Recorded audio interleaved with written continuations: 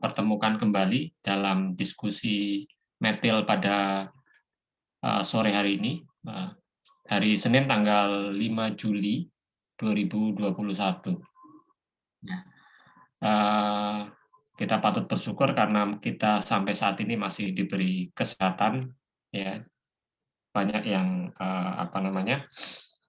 terbaring sakit di rumah sakit, tapi kita masih diberi kesehatan. Ya, itu hal utama dan pertama yang perlu kita syukuri. Dan yang kedua, saya ucapkan terima kasih karena sudah sampai di minggu ke-13, teman-teman masih tetap eksis ya, kuliah, tetap join sampai dengan malam hari ini. Lepas dari apakah ini sebuah kewajiban atau tidak, tapi setelah ada kewajiban diharapkan ada kesadaran muncul ya untuk tetap mencari ilmu. Karena ilmu itu ketika orang punya ilmu atau memiliki ilmu, Anda akan ditinggikan derajatnya. Oke, baik. Hari ini kita akan bincang-bincang Metil dengan topik yang baru setelah kemarin kita diskusi tentang variabel penelitian, definisi operasional. Hari ini kita akan diskusi tentang skala pengukuran dan instrumen penelitian. Mas, kalau atau teman-teman semua, kalau suara saya putus-putus, tolong disampaikan ya, supaya saya bisa mungkin menonaktifkan video misalnya. Kita pakai segala cara. Oke ya, disampaikan. Jangan lewat chat, langsung saja disampaikan, karena terkadang saya nggak membaca chatnya. Baik, saya lanjutkan ya. Seperti yang saya sampaikan baru saja, kita akan lebih mengenal tentang skala pengukuran dan instrumen penelitian. Ya. Untuk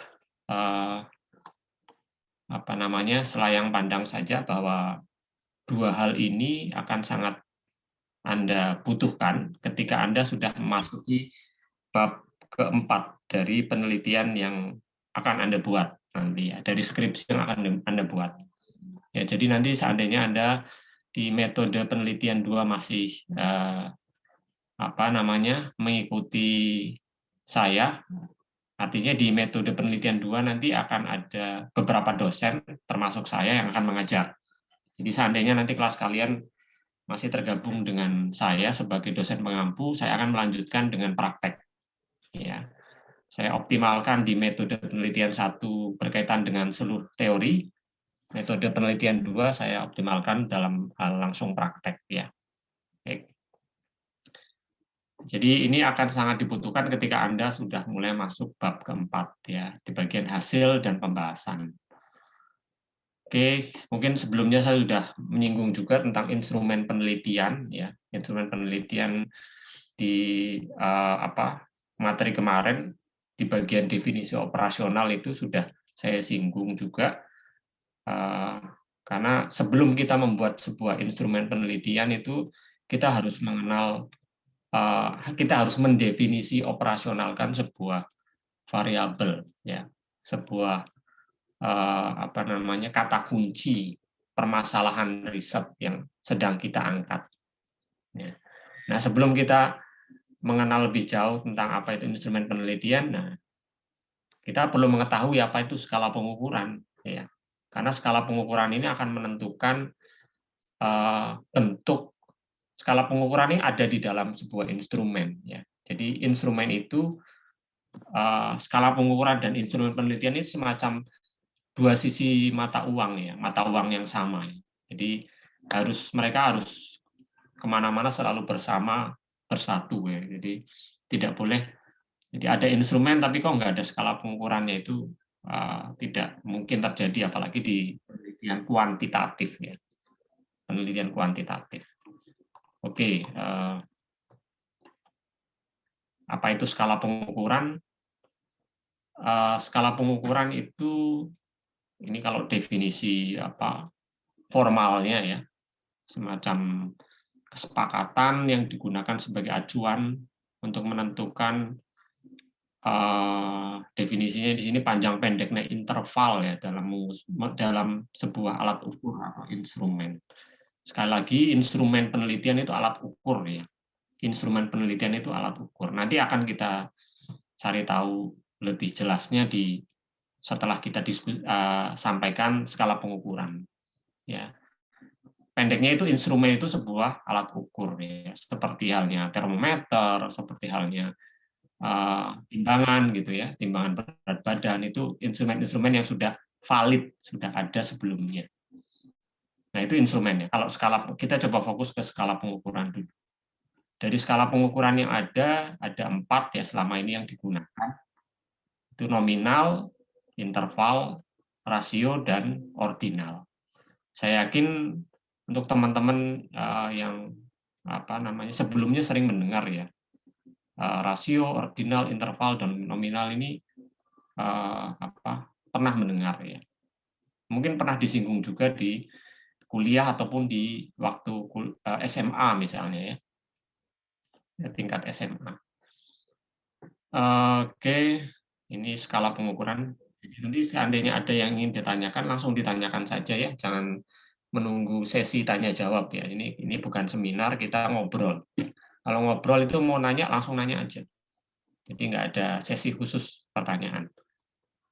Oke, kalaupun ada ya karena saya membuatnya.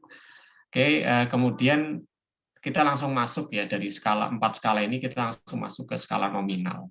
Apa itu skala nominal?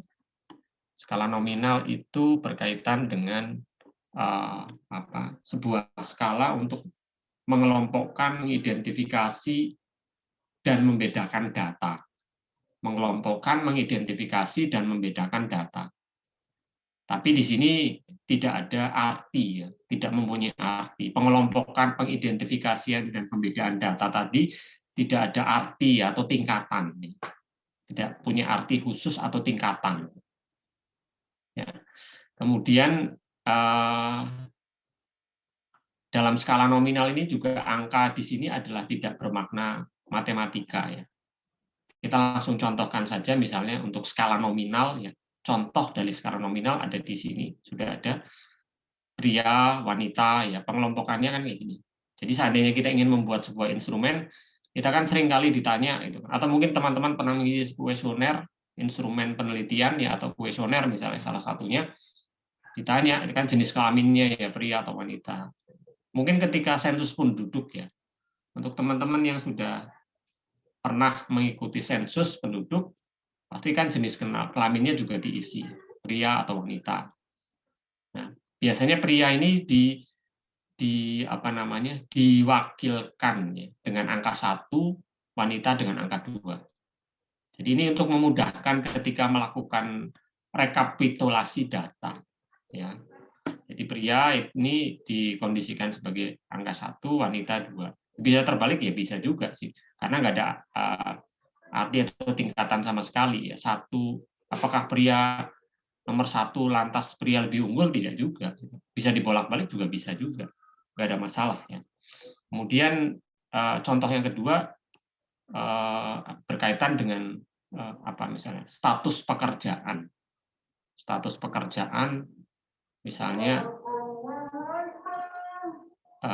kita break sebentar teman-teman ya. Mohon maaf.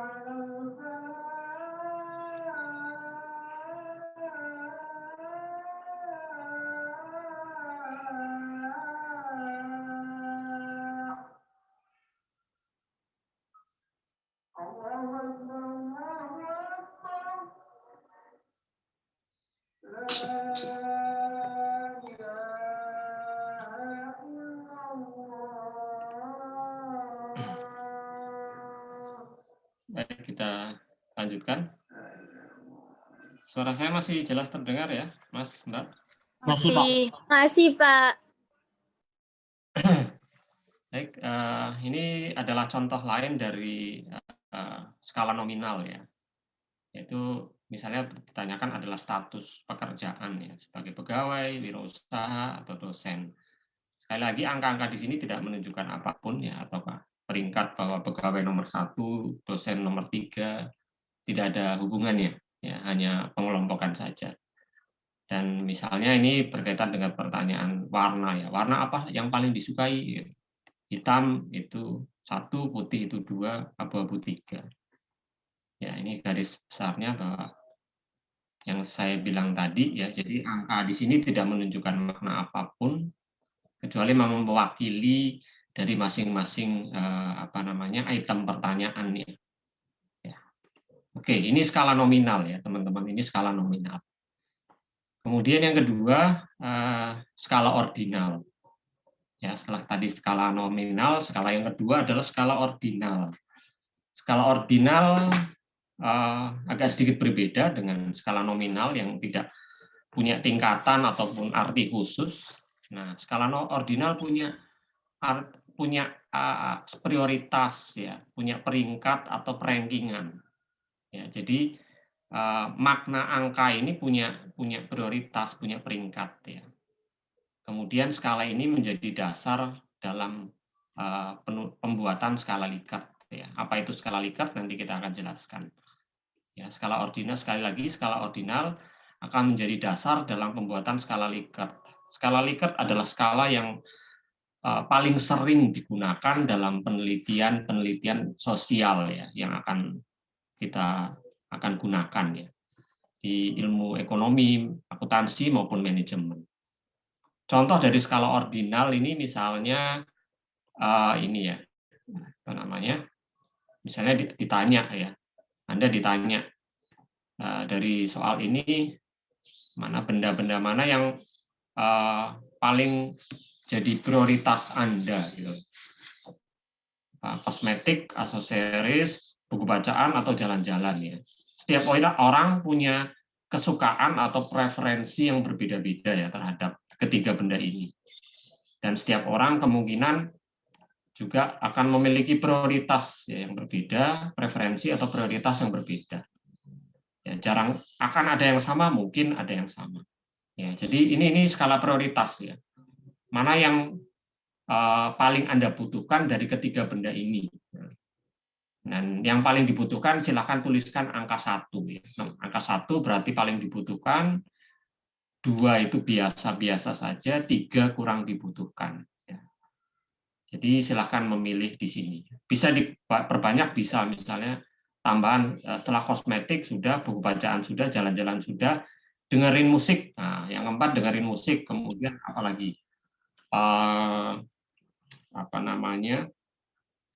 Minum teh di sore hari misalnya, macam-macam ya, silakan. Jadi tapi jawabannya tetap ini 1, 2, 3 ya. Jadi mana yang paling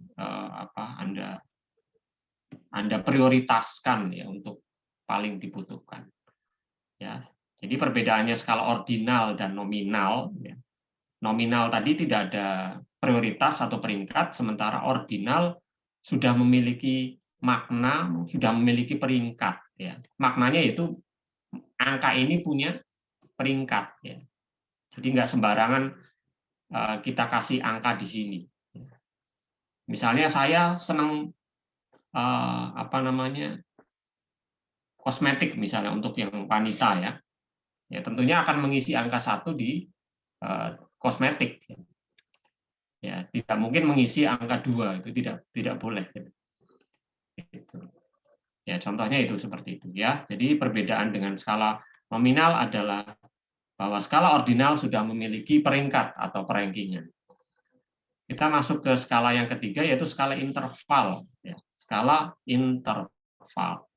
Skala interval ini sudah lebih banyak lagi memiliki maknanya.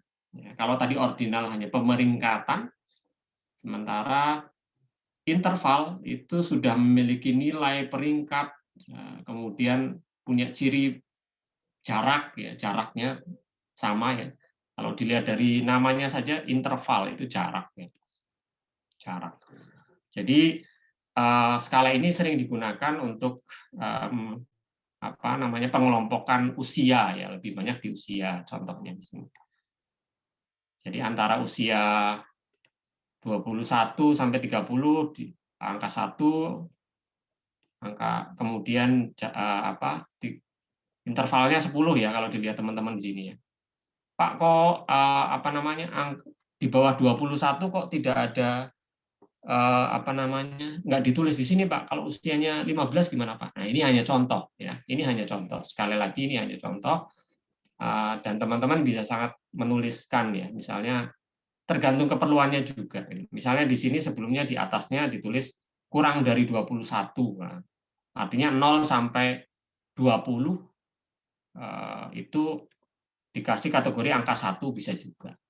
Atau di sini di bawahnya 50, lebih dari 50 angka 4 misalnya. Bisa ya. Jadi seperti itu. Atau juga berkaitan dengan suhu atau masa kerja seseorang pegawai. Ya. Seperti itu, teman-teman. Jadi ini keterangan angka 3 bisa lebih tua, lebih panas, lebih lama dari angka 2. Silakan diperhatikan terlebih dahulu.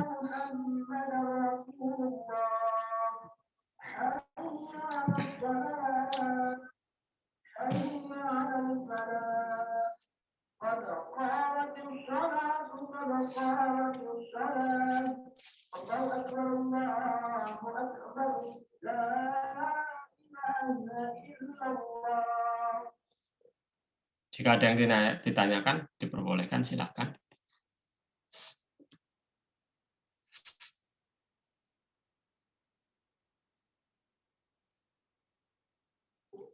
Ya, jika tidak ada, saya lanjutkan terlebih dahulu. Skala yang keempat adalah skala rasio. Ya, setelah tadi kita kenal skala nominal, skala ordinal, skala interval, dan yang keempat adalah skala rasio. Dari ketiga skala, dari keempat semua, keempat skala ini, skala interval yang paling memiliki makna ya. Maaf, suaranya macam-macam. Putus-putus, oke. Saya coba nonaktifkan video saya ya, sebentar.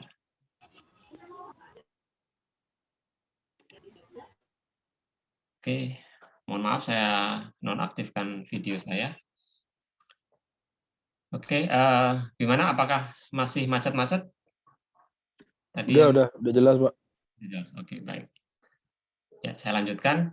Jadi dari skala ini, baik nominal, ordinal, skala interval maupun skala rasio. Skala rasio ini adalah skala yang memiliki makna terbanyak ya. Ini skala rasio ini bermakna perbandingan maupun perkalian, bermakna penambahan ya. Kemudian memiliki nilai absolut ya, angka 0 mutlak. Jadi angka 0 di sini angka yang bisa berdiri sendiri, punya nilai. Ya, punya nilai. Seperti apa contohnya? Ya, contohnya seperti ini. Ya. Jadi 0 tahun, 1 tahun, 2 tahun. Jadi 0 tahun nanti misalnya dikategorikan sebagai angka 1. 1 tahun dia angka 2, 2 tahun angka 3. Jadi 0 tahun di sini adalah punya nilai absolut ya, bukan nothing, nggak ada itu. Kalau di skala yang lain tidak ada. Kemudian menunjukkan nilai sebenarnya dari objek yang diukur ya. Jadi apa namanya? Jadi tidak, kalau di sebelumnya itu kan harus diwakilkan. Jadi ini intinya adalah objek yang jadikan responden ini apa namanya, menunjukkan hal yang sebenarnya dari responden atau dari objek yang diukur. Ini contohnya sih beberapa contoh skala rasio. Ya.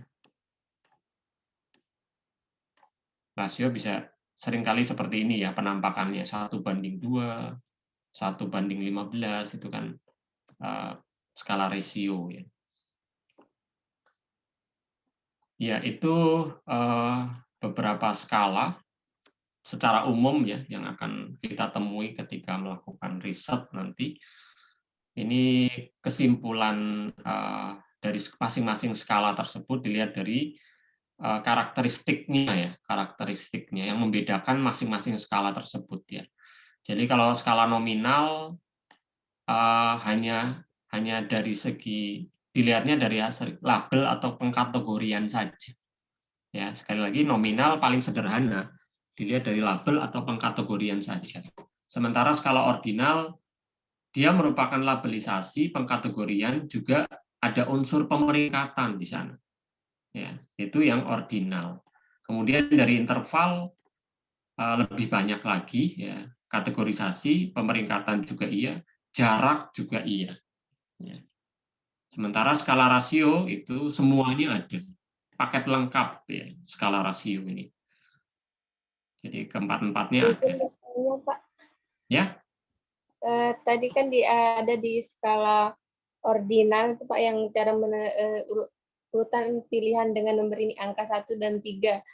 Itu cara membuat nilai untuk skala ordinal itu gimana Pak? Apakah nilainya kita tentukan sendiri? Oke, baik. Skala ordinal. Ya, terima kasih Mbak Tia. Siap. Skala ordinal. Skala ordinal ini bagaimana cara membuat angkanya ya Pak? Jadi kalau pembuatan angka ini kan kita harus pahami dulu prinsipnya skala ordinal, bahwa skala ordinal ini akan menunjukkan pemeringkatan atau ranking ya. Jadi masing-masing skala ini akan mewakili perankingan. Jadi misalnya kayak ranking kan kayak misalnya kalau kita punya nilai rata-rata bagus, rankingnya akan ranking 1 gitu kan kalau di SD, SMP gitu kan. Kalau sekarang udah agak jarang. Ya mungkin masih ada ya. Jadi angka 1 berarti memang maknanya dia juara gitu. Angka 2 atau ranking 2 berarti ya dia nomor 2, benar-benar nomor 2 gitu. Nggak bisa jadi nomor 1 gitu. Nah, kalau dalam konteks ilmu sosial ya, misalnya saya contohkan di sini itu angka, kalau kita tanya mana yang paling dibutuhkan dari atau benda-benda tersebut, mana yang menjadi prioritas Anda. Ya. Jadi ketika kita jadi pertanyaannya gitu tadi ya, dari ketiga benda tersebut mana yang jadi prioritas Anda, berarti masing-masing angka tersebut harus kita kasih makna, Mbak. Kita beri makna bahwa nomor 1 itu ya yang paling dibutuhkan ya. Kalau tadi ranking ya paling juara, paling pinter gitu, paling dibutuhkan. Tergantung pertanyaannya ya. Jadi ini kan kita pertanyaannya mana dari ketiga benda tersebut yang memiliki prioritas menurut Anda. Makna dari prioritas bisa juga yang paling dibutuhkan misalnya ya, dari ketiga hal ini. Ya, berarti artinya yang paling dibutuhkan adalah pasti dibuat skor, bukan skor, dibuat kode angka 1. Ya. Kemudian angka 2, gimana? Apakah harus angka 1, 2, 3, atau misalnya kayak 80 sampai 100 itu sangat baik, terus misalnya 70 sampai 75 itu baik. Apakah bisa seperti itu, Pak? Gimana? Oh, nanti kalau itu kan berarti sudah masuk ada intervalnya, Mbak. Jadi Oh, itu. kalau interval seperti itu masuk ke skala intervalnya. Ya. Ya. Jadi cirinya jelas sekali ya. Kalau ordinal ya tidak ada jaraknya, tidak diberi jarak atau interval. Karena ketika sudah masuk interval nanti skalanya, jenis skalanya ya skala interval namanya. Ya, seperti itu. Itu mungkin ya. Ya, sudah Pak. Terima kasih. Ya. Mungkin ada yang bertanya, Pak, sebenarnya angka 1, 2, 3 itu gunanya untuk apa sih, Pak? Gitu ya. Mungkin loh, seandainya ada pertanyaan. Izin, Pak. Ya. Izin bertanya dikit, Pak. Ya, silakan. Banyak juga boleh. Misalnya begini, Pak. Biasanya kan banyak tuh biasanya dikasih kuesioner itu yang misalnya terkait aplikasi nih, Pak. Apakah aplikasi ini membantu pekerjaan Anda? Jadi jawabannya dari angka 1 sampai 7 jadi 1 sampai 5 lah misalnya, Pak. Nah, misalnya yang 1 ini lumayan atau lumayan bermanfaat, sangat bermanfaat, tidak bermanfaat, dan sangat tidak bermanfaat. Apakah itu juga termasuk salah satu ini, Pak? Skala. Iya, salah satu skala. Iya, betul. Ini yang disebutkan Mas Heri tadi merupakan salah satu skala. Itu biasanya digunakan namanya skala Likert ya. Jadi skala dalam ilmu sosial itu penampakannya atau sering disebut nanti ada 4 skala lagi yang lain ya, skala Likert, skala Gatman itu salah duanya. Nah, skala yang sedang saya sampaikan ini adalah dasarnya ya. Dasar artinya skala ini digunakan secara umum di semua keilmuan ya. Tapi terkadang secara tersamar tidak terlihat di ilmu sosial gitu. Yang sering terlihat di ilmu sosial atau kependidikan ya skala Likert seperti yang tadi contohnya disampaikan oleh Mas Heri tadi. Nggih, Pak. Terima kasih banyak, Pak. Ya, nanti kita akan coba singgung setelah ini. Ya, gitu ya. Kembali ke apa yang saya sampaikan tadi bahwa untuk apa sih Pak sebenarnya angka-angka ini ya. Angka ini misalnya pria harus 1 gitu kan, wanita harus 2, kemudian di sini contohnya usia 21 sampai 30 itu 1, itu untuk apa sih, Pak? Nah, ini digunakan untuk rekapitulasi ya. Tadi kayaknya udah disinggung ya, lupa. Jadi untuk perekapan. Jadi kan kalau misalnya kalau seandainya responden penelitian kita mungkin hanya 20, 30, kita menanyakan jenis kelamin, menanyakan usia, itu kan mudah, ya mudah mencarinya.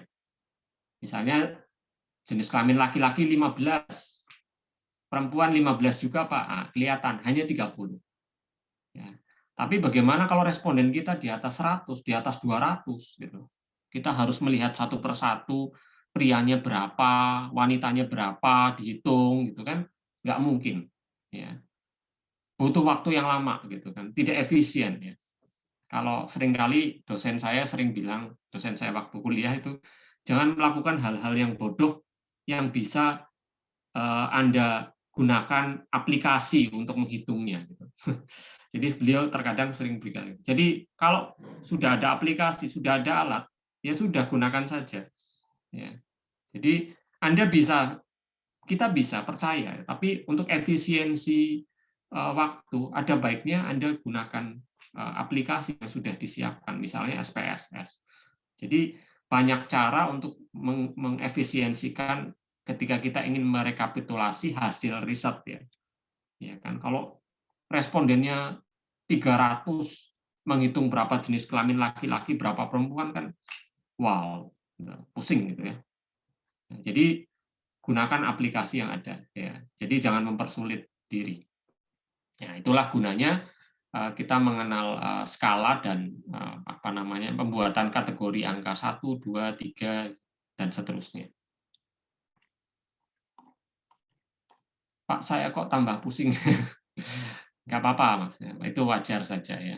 Jadi Kalau kita berpikir pusing itu wajar, tapi kalau kita tidak berpikir kemudian pusing, nah itu kayaknya penyakit namanya. Jadi Anda harus cari paracetamol ataupun sanmol gitu ya. Tapi kalau Anda berpikir pusing, nah itu wajar, memang itu hal yang wajar. Ya, seperti tadi yang disinggung oleh Mas Heri ya. Jadi tentang skala yang lain. Jadi keempat skala tadi yang saya sampaikan adalah skala yang secara umum digunakan. Tapi ketika kita ya sebagai peneliti ilmu sosial, ilmu kependidikan itu kita akan berkenalan lebih jauh dengan keempat skala yang lain yang seringkali digunakan adalah ini ya teman-teman, skala Likert, skala Gatman, nulisnya Goodman apa Gatman? Gatman lah. Rating scale ya, skala rating mungkin ya, skala rating. Tapi lebih terkadang tidak semua hal bisa di-Indonesiakan ya, bahasa Inggris. Jadi sampai sekarang saya masih terkadang bingung engagement itu di bahasa Indonesia kan agak susah. Jadi saya buat versi aslinya, rating scale, kemudian semantik diferensial. Saya mengikuti apa yang ditulis oleh Pak Prof. Sugiono ya dalam bukunya. Oke. Skala sikap ya. Seringkali keempat skala dalam ilmu sosial ini seringkali disebut sebagai skala sikap ya. Kenapa? Karena memang keempat skala ini untuk mengukur apa ya? Preferensi, sikap, persepsi seseorang ya, terhadap sesuatu. Ya, terhadap sesuatu. Nah, kita akan kenalan lebih jauh tentang masing-masing skala ini berikut.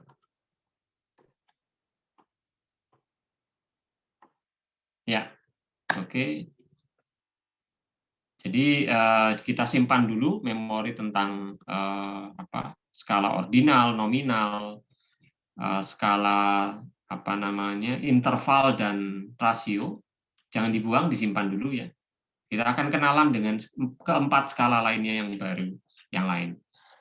Dan ini skala ini akan lebih sering Anda temui ketika Anda melakukan penelitian ya atau skripsi besok.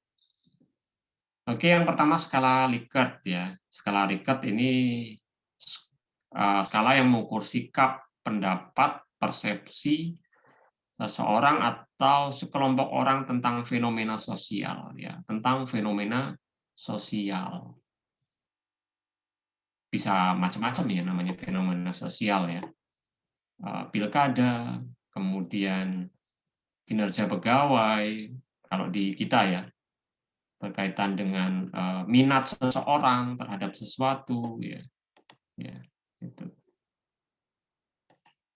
Kemudian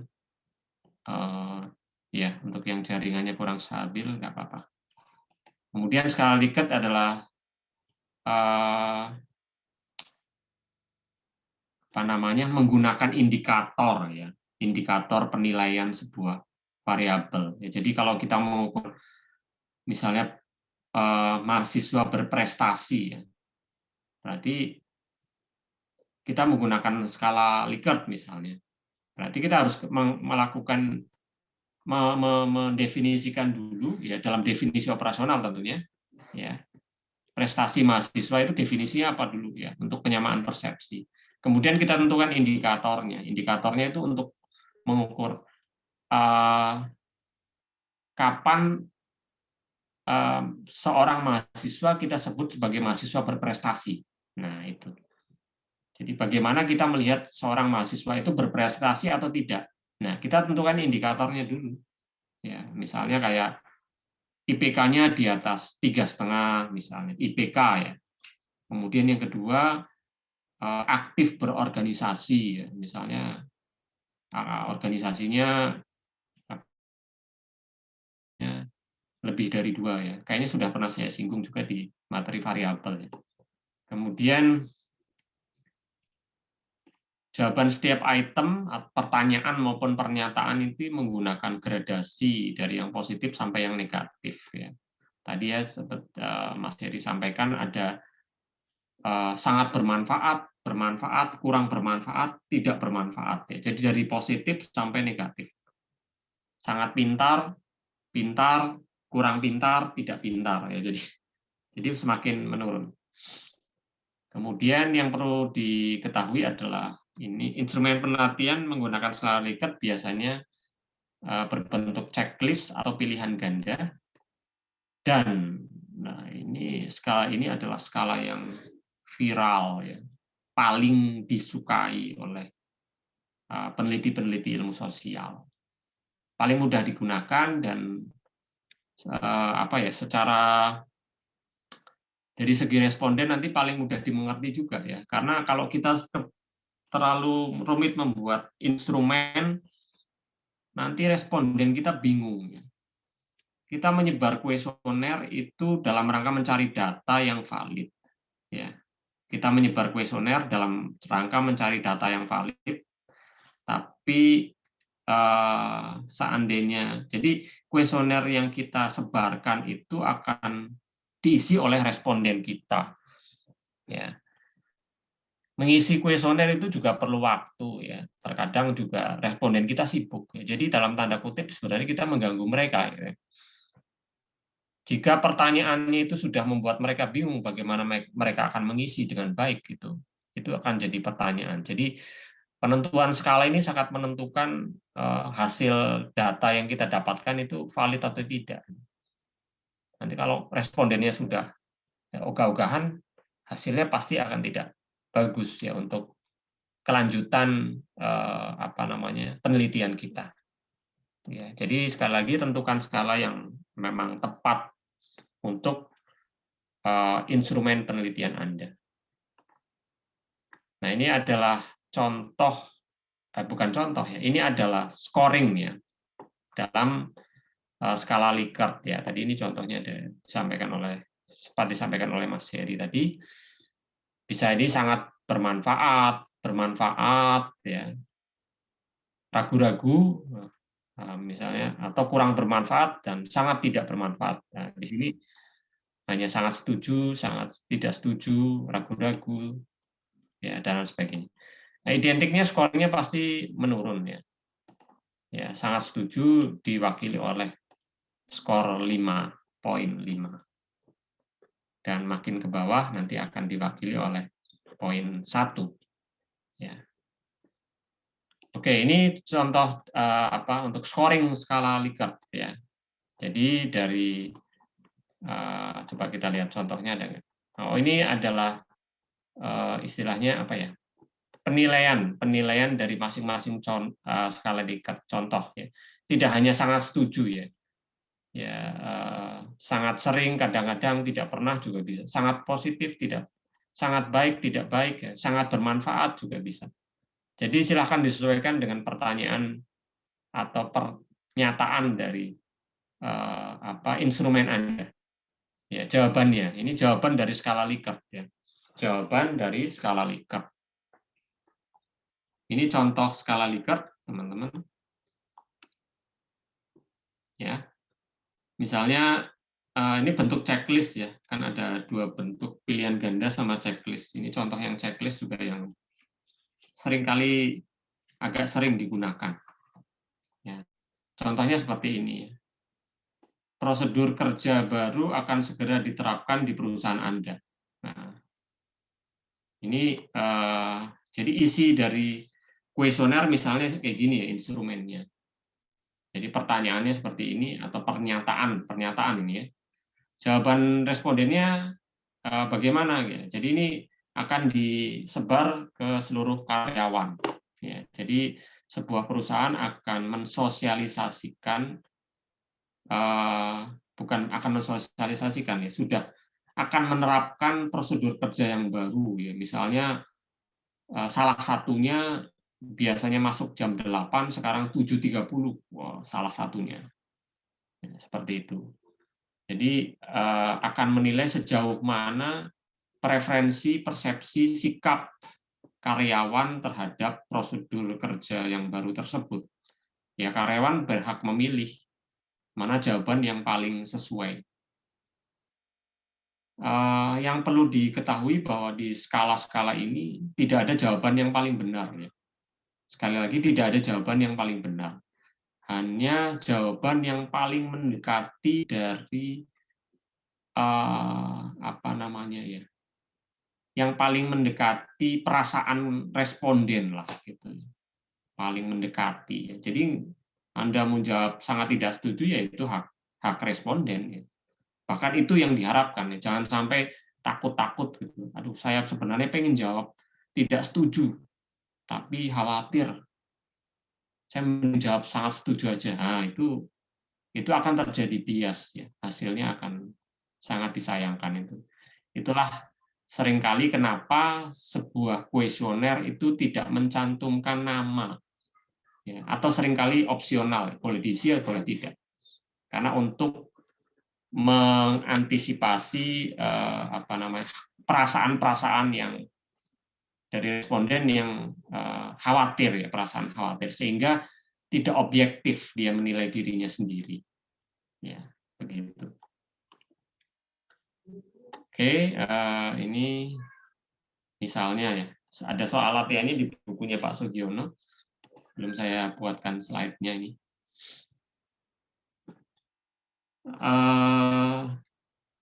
Oh ya, ini kalau tadi bentuk checklist ya. Oh, ini bentuk pilihan gandanya. Ini bentuk pilihan gandanya. Dari skala Likert tadi checklist, ini pilihan ganda. Jadi prosedur kerja yang baru itu akan segera diterapkan di perusahaan Anda. Jawabannya apa? Silakan Anda memilih. Ya, memilih. Oh iya, saya hampir lupa di scoring ini ya. Kenapa sih Pak ragu-ragu ini warnanya merah? Gitu kan? Kenapa Pak ragu-ragu ini warnanya merah? Untuk beberapa penelitian ya, untuk beberapa peneliti terkadang jawaban netral atau abstain, tidak menjawab itu pilih jawaban yang tidak bingung menilainya ya. Jadi akhirnya terkadang untuk beberapa peneliti ilmu sosial itu menghilangkan ragu-ragu ini. Ragu-ragu ini kan kalau Anda ditanya, Anda suka atau tidak? Saya jawabannya ragu-ragu, Pak. Nah, ini kan nggak jelas ya. Pertanyaannya suka atau tidak, tapi jawabnya ragu-ragu. Jadi terkadang ini pilihan ragu-ragu ini dihilangkan, teman-teman. Jadi hanya ada setuju, sangat setuju, tidak setuju, sangat tidak setuju. Ragu-ragu hilangkan saja. Supaya konsumen harus atau responden diminta memilih dengan tegas.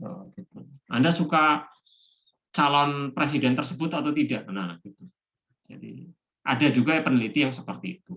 Tapi ada juga yang tetap mencantumkan ya, karena mungkin orang juga 50% suka, 50% tidak, Pak, gitu kan. Cuman kadang-kadang ya membingungkan, ini milih apa gitu sebenarnya. Tapi kalau ragu-ragunya dihilangkan kan enak. Oke. Baik, itu skala Likert, teman-teman ya, skala Likert. Ada pertanyaan sejauh ini? Silakan. Izin Pak nanya. Ya. Yang tadi di bagian ragu-ragu itu Pak, misalnya kita buat penelitian, terus ada pakai skalanya tuh ragu-ragu itu. Nah itu kita masukinnya di hasilnya itu kayak gimana Pak? Hasil penelitiannya misalnya tentang aplikasi ini berguna atau tidak seperti contoh tadi. Nah kalau kebanyakan ngisi ragu-ragu Pak, netral gitu bahasanya. Jadi itu kita tahu nanti hasilnya tuh dia berguna atau enggak apa gimana Pak? Baik. Ya, kalau pengalaman saya dalam sebuah penelitian itu, saya termasuk yang memiliki pemahaman itu ketika membuat kuesioner ragu-ragu saya hilangkan ya.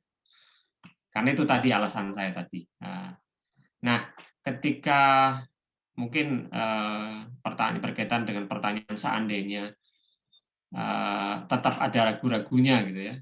Bagaimana? Ya, seringkali yang pertama adalah responden yang menjawab ragu-ragu biasanya hanya sebagian kecil, Mas, hanya sebagian kecil saja.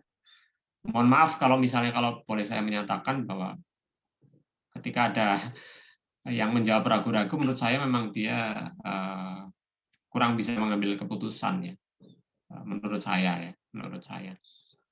Jadi tapi ya kita sampaikan apa adanya. Kalau memang misalnya ada 10% Pak menjawab ragu-ragu, nah itu ya kita ceritakan apa adanya, bahwa kemungkinan dari 10% tersebut itu masih 50-50 misalnya.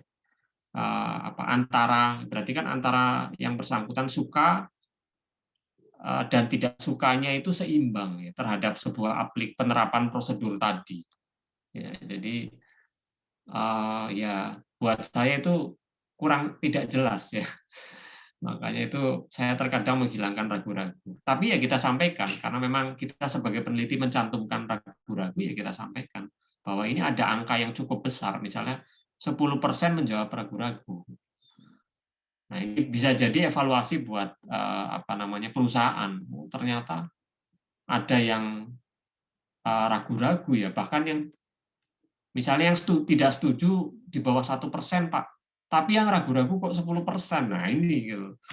Perlu ada pembinaan misalnya.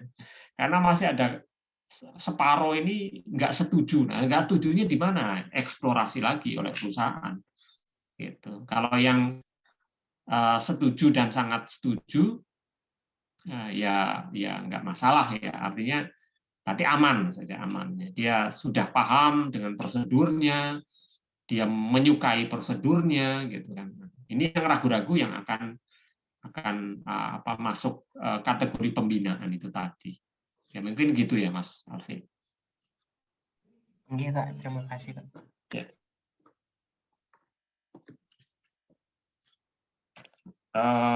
Sambil saya say hello ya. Eka Fitriani ada? Ada, Pak. Ada Eka Fitriani. Oke. Nimade Dwi Efriani. Hadir, Pak. Hadir. Oke.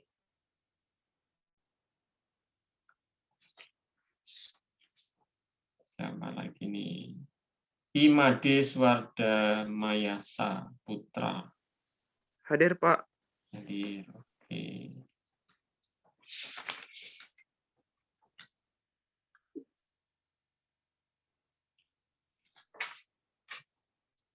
Putri udah datang, Putri Rahmadani. Putri ada, Put? Putri belum ada ya. Oke. Lalu Wirajuni ada? Ada Pak, ada. Ada. Oke.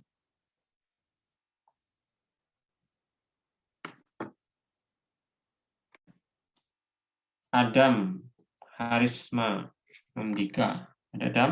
Adam? Ada, Pak. Ada, Pak. Oke. Rizky ada? Rizky Fitriani. Rizky belum bergabung. Oke.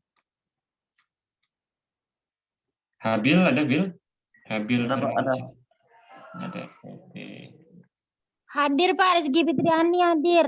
Hadir. Oh ya. Oke. Ya, nanti saya lanjutkan lagi ya. Say hello-nya. Kita lanjutkan materinya. Ini beberapa contoh skala Likert. Jadi skala Likert terkadang ada juga yang penulisan kalimatnya secara positif, netral maupun negatif. Tapi ini ya sangat dianjurkan untuk peneliti pemula menggunakan yang positif sajalah. Ya. Bedanya dengan negatif itu penilaiannya, teman-teman. Jadi penilaiannya dibalik. Ya. Jadi kalau yang positif itu scoringnya misalnya kayak gini ya. Saya kembali ke atas dulu.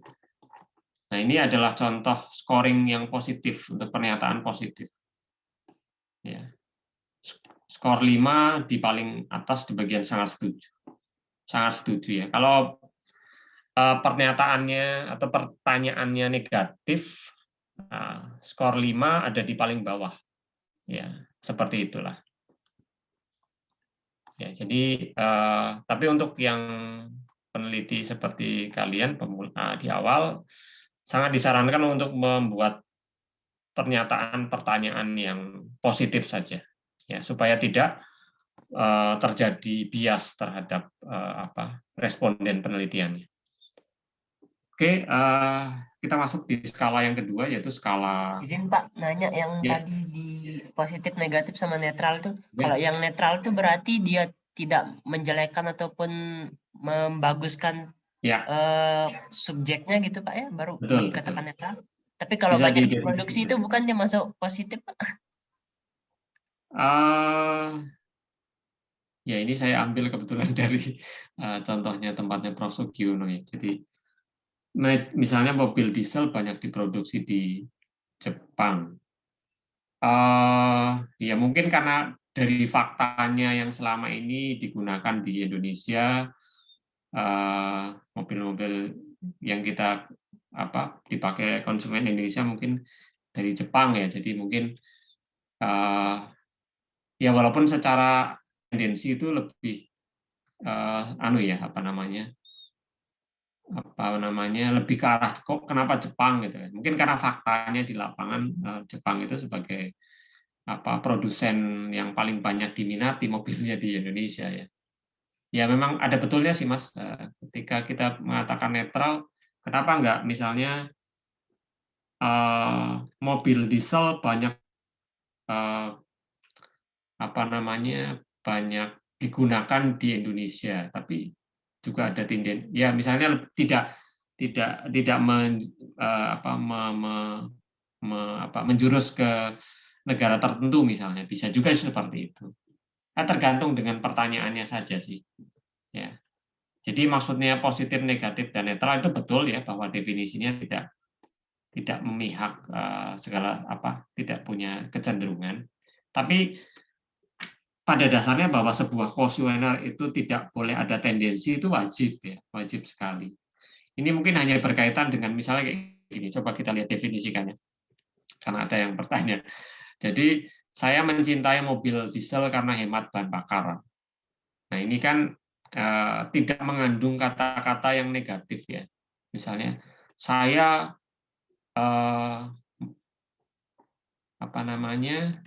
atau mungkin kita langsung lihat contoh yang negatif ya. Ini kan sebenarnya sama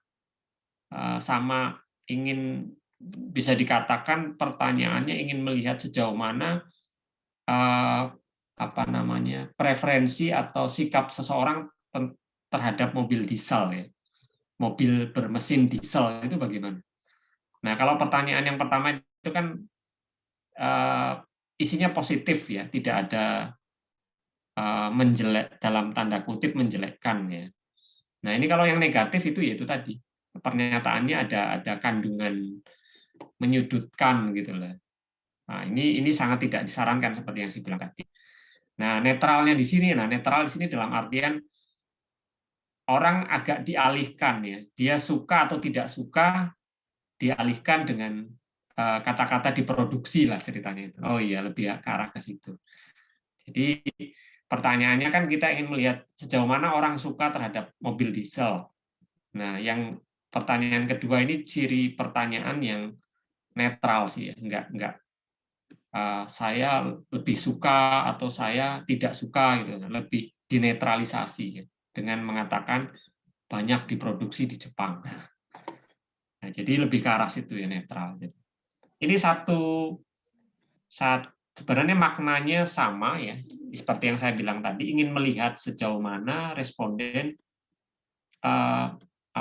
kesukaan responden terhadap mobil atau mobil bermesin diesel. Ya kan kayaknya tidak semua orang suka dengan mobil diesel kan. Nah, ada yang bilang, misalnya yang tidak suka ya asapnya hitam Pak, misalnya kayak gitu. Padahal kalau tidak salah dari segi bahan bakar mungkin bisa lebih murah ya. Nah, saya kurang paham karena jujur karena memang saya juga lebih ke arah mobil yang bukan diesel. Ya, gitu. Itu ya Mas ya. Mungkin Pak nanya lagi sekali.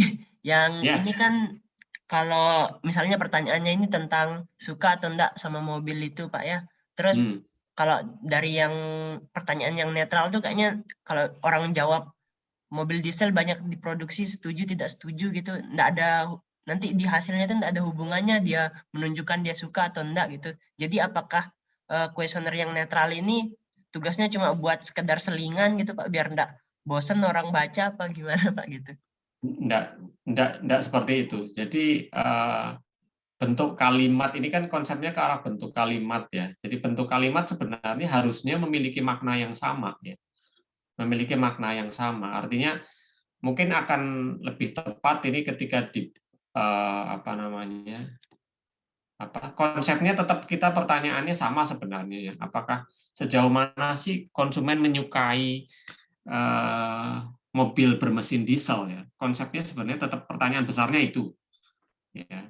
Mungkin dari sini ketika ditanya oleh ini, ketika responden mengetahui bahwa misalnya dia ditanya mobil diesel banyak diproduksi di Jepang, nah, jawabannya misalnya dia mengisi tidak tahu ya, atau mungkin ragu-ragu. Nah itu kan mungkin kita makin banyak responden melihat itu, berarti ternyata dari kelompok responden yang saya tanya ini banyak yang kurang paham tentang mobil diesel misalnya, karena ditanya produksinya di Jepang juga mereka ragu-ragu jawabnya. Jadi bisa tetap menunjukkan sejauh mana sih orang mencintai mobil bermesin diesel gitu, dengan pertanyaan yang netral ini. Itulah kira-kira mungkin seperti itu Mas. Oke Pak, terima kasih Pak. Izin Pak. Iya silakan. Berarti skala Likert ini lebih seperti survei itu Pak ya? Iya Mas. Iya. Oh iya, misalnya begini Pak.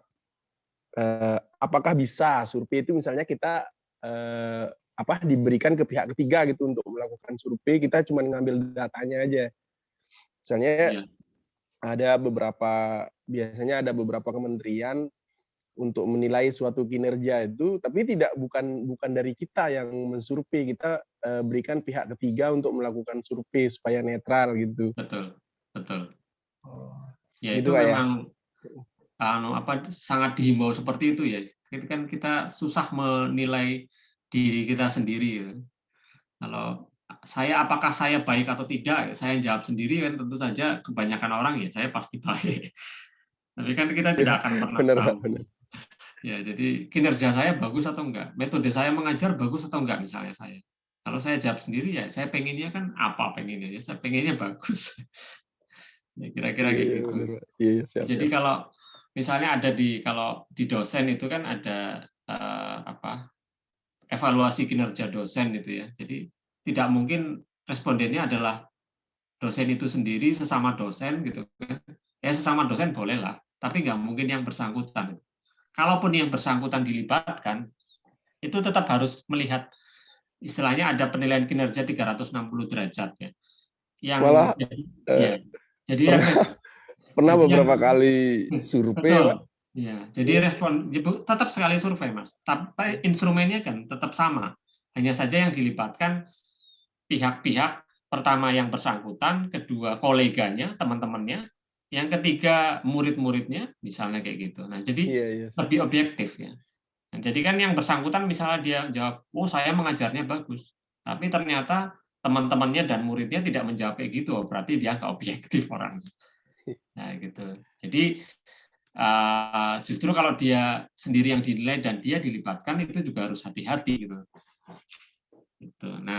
Tapi untuk mempermudah sebenarnya ya itu tadi gunakan pihak ketiga karena akan lebih kredibilitasnya lebih. Ya, betul. Ya, cuman memang penilai-penilai independen juga kita harus menilai sejauh mana track record mereka gitu kan. Oh iya. Seperti lembaga-lembaga survei itu ya, Pak ya. Gitu ya. Jangan jadi pesan gitu kan repot jadi. Siap Pak, siap. Terima kasih banyak. Ya. Saya lanjutkan supaya lebih cepat ya. Jadi yang skala kedua, skala Likert itu skala Gatman. Ya, cirinya jelas ya bahwa skala ini yes no question ya, semacam itulah gitu. Jadi simple, singkat, iya atau tidak. Jadi mungkin pertanyaan skala Gatman itu sebenarnya seringkali Anda gunakan ya untuk kalau kalian lagi ingin menanyakan kepada seseorang gitu ya, menyukai atau tidak menyukai. Suka apa enggak sama saya? Ya, iya atau tidak gitu. Jawabannya ya atau tidak gitu. Jadi enggak ada ragu-ragu, itu enggak ada, harus dihilangkan ya. Benar, salah, positif, negatif, jadi tegas. Jadi lebih jawabannya harus simple, tegas. Itu skala Gottman. Kemudian skala semantik diferensial ya, skala yang ketiga. Ini perbedaannya di apa namanya bentuk penyampaian ininya ya, jawaban respondennya. Misalnya lebih ke arah punya garis kontinum ya, yang paling kiri sangat positif, kemudian netral, dan diakhiri dengan sangat negatif. Jadi masing-masing tidak dijelaskan secara khusus, tapi sudah punya skor tersendiri ya. Ya sebenarnya sama sih dengan Likert, hanya mungkin penyampaiannya itu dari segi penampakan secara fisiknya itu dengan menggunakan garis kontinum. Bukan pilihan ganda ataupun checklist ya. Nah, ini misalnya salah satu contoh dari semantik diferensial ya. Kita ingin melihat, bisa dikatakan ini lebih efisien ya, bisa juga ya. Jadi kalau kita ingin menilai gaya kepemimpinan ketua kelas, misalnya kalau di sini manajer ya, ketua kelas ya. Dari indikatornya apa saja yang mau kita nilai ya. Nah, misalnya ini ya, bersahabat, tepat waktu, disiplin, menghargai orang, ataupun kita ingin menilai seorang dosen misalnya, dilihat dari indikator-indikator ini gitu. Bisa diganti, bisa disesuaikan ya silahkan. Mana yang paling dibutuhkan? Ya, bersahabat, tepat waktu, disiplin, menghargai orang, ya silahkan. Ya, jadi ini skornya tetap sama ya. Jadi 5 itu ya kalau berkaitan dengan bersahabat ya sangat bersahabat ya. Ini bersahabat biasa, 3 ini ragu-ragu, 2 ini kurang bersahabat atau tidak bersahabat, yang 1 ini sangat tidak bersahabat. Oh, misalnya seperti itu. Misalnya. Atau ya jadi tapi jarang sekali didefinisikan. Hanya yang paling kiri ini positif, paling kanan yang negatif biasanya. Oke, ini semantik diferensial ya. Dan yang terakhir dari skala sosial adalah rating scale ya. Jadi skala rating ini merubah angka kemudian ditafsirkan dalam pengertian kualitatif. Ya, merubah angka kemudian ditafsirkan dalam pengertian kualitatif. Responden tidak menjawab salah satu dari jawaban kualitatif, tapi menjawab salah satu jawaban kuantitatif yang ada. Fleksibel. Ya. Saya lihat contohkan ya, misalnya. Responden tidak menjawab salah satu jawaban kualitatif, tapi menjawab salah satu jawaban kuantitatif yang ada. Jadi kalau yang sebelumnya itu kan, responden itu menjawab salah satu pertanyaan yang sifatnya, jadi kalau yang di sini itu kan berupa angka ya, berupa angka,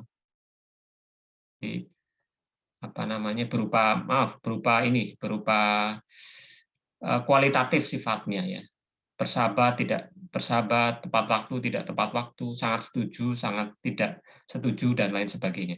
Jadi sifatnya masih kualitatif ya. Tapi kalau di rating scale ini langsung ke kuantitatif ya, langsung ke angkanya. Jadi kita lihat seperti ini contohnya. Ya, jadi langsung berupa angka ya, kategorisasi angka. Makna dari masing-masing angka juga sudah dijelaskan di sini. Jadi 4 itu misalnya pertanyaannya berkaitan dengan ini ya, 1, 2, 3 ini. Nomor 1 misalnya penataan meja sehingga arus kerja makin pendek.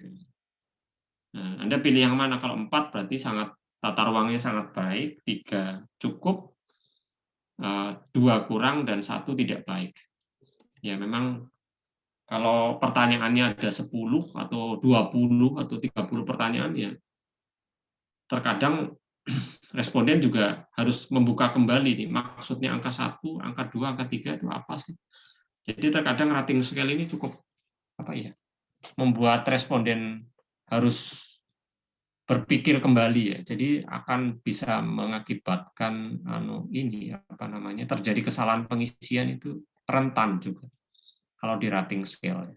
Makanya agak jarang digunakan nih rating scale ini. Oke, itu keempat apa namanya, skala Likert, Gatman, semantic differential, dan rating scale ya. Jadi mungkin 4 skala itu dulu ya. Jadi sebenarnya ada instrumen penelitian, tapi sejauh mana Anda bisa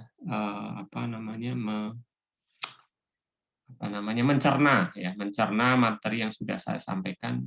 Jika ada pertanyaan dipersilahkan. Izin, Pak, bertanya, Ya, Pak. silakan.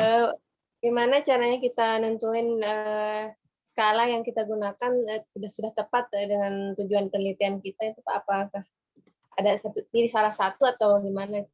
Oke, baik. Bagus. Pertanyaannya menarik, Mbak. Ya, makasih, Mbak Tia. Ya, Pak. Bagaimana sih kita, kalau kita misalnya mau penelitian, mau mencari data, skala apa, Pak, yang kita gunakan ya, Pak, ya, untuk yang tepat untuk apa namanya, agar data yang kita dapatkan itu valid, bagus. Yes. Ya, itu ya. Iya, Pak. Sesuai dengan penelitian kita. Baik, ya. Beberapa hal yang saya sampaikan ya. Yang pertama kategori yang bisa digunakan adalah dari, kalau saya pribadi ya, karena kebetulan ini juga jadi pertanyaan penting saya ketika saya melakukan sebuah riset ya. Sebenarnya mana sih yang paling bagus digunakan?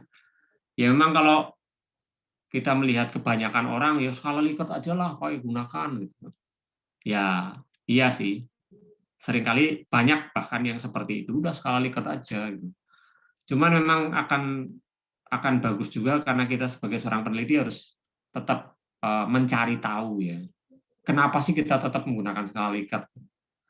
Nah, dilihat dari situ aja, yang pertama indikator yang bisa saya gunakan biasanya respondennya siapa sih gitu. Jadi respondennya siapa? Kalau respondennya saya lihat dari tingkat kependidikan ya. Kalau tingkat pendidikannya mungkin mohon maaf misalnya di bawah ya, maksudnya dikatakan ya mohon maaf misalnya hanya SD misalnya. Jadi pakai skala yang tidak usah bikin pusing responden ya. Jadi misalnya itu tadi skala Likert atau skala Gatman ya, yes no question tadi itu lebih tepat digunakan. Ya, lebih tepat digunakan. Itu untuk jika dilihat dari kemudahan skala, Mbak. Kemudahan skala dan siapa respondennya. Ya. Kemudian yang kedua, jika dilihat dari apa namanya, tujuan, ya, tujuannya. Artinya apakah misalnya kayak gini, perbedaan dengan skala Likert dan skala Gatman ya, yang cukup terlihat kan dua skala ini. Kalau kita menjawab jadi lebih ke arah saya bilang tadi tujuan atau bentuk pertanyaan yang ingin kita dapatkan dari responden. Ya, misalnya kalau di sini kan bagaimana pendapat Anda bila orang itu menjabat di pimpinan perusahaan, menjabat pimpinan di perusahaan ini. Jika kita ingin apa namanya, pertanyaan straightforward ya, langsung secara tegas ya, kita gunakan skala Gatman. Tapi ketika kita ingin mengeksplorasi jawaban responden ya, kita gunakan skala Likert. Jadi dalam pembahasan kita bisa lebih apa namanya ya, lebih dalam gitu loh. Karena pilihannya bisa setuju, sangat tidak setuju, kurang setuju, dan lain sebagainya. Sini sih berkaitan dengan ini saja sih kalau menurut saya. Kedalaman apa namanya, tujuan yang kita ingin dapatkan dari responden itu apa gitu. Ya. digunakan skala Likert karena itu tadi dari pembahasan itu kita bisa lebih dalam. Misalnya kalau dikatakan bagaimana pendapat Anda bila orang itu menjabat pimpinan di perusahaan ini, kita gunakan skala Likert misalnya. Ya bisa saja gitu. Nah, kita tinggal cuman kita bisa lebih apa namanya? Ada yang sangat setuju ya, berarti orang ini memang pengikut setia misalnya. Jadi si pimpinan ini ingin melihat gitu loh, sejauh mana yang sangat setia, biasa-biasa saja, nah gitu. Jadi punya kepentingan, punya tujuan lain, tujuan khusus. Ya. Itu saya bilang tadi kenapa penggunaan skala ini dilihat dari tujuannya. Kalau misalnya yang bersangkutan atau pemesan dari data tersebut, coba nilai karyawan saya yang mendukung saya jadi pimpinan siapa misalnya.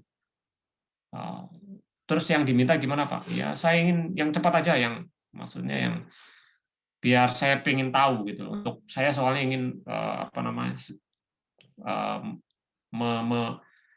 namanya pidato kemenangan saya misalnya. Misalnya seperti itu. Jadi yang cepat ya skala Gottman itu yes no question ya, selesai. Tapi ketika saya ingin mengeksplorasi supaya nanti ketika saya menjabat saya melihat apa namanya mana orang-orang yang punya loyalitas ya terhadap saya. Nah, berarti skala Likert lebih dalam ya. Ingin melihat loyalitas tadi. Tapi kalau skala Gottman ya kurang sih atau biasa saja. Kalau saya melihatnya dari arah situ, Mbak Tia, dipahami kan? Ya, paham Pak. Terima kasih. Baik.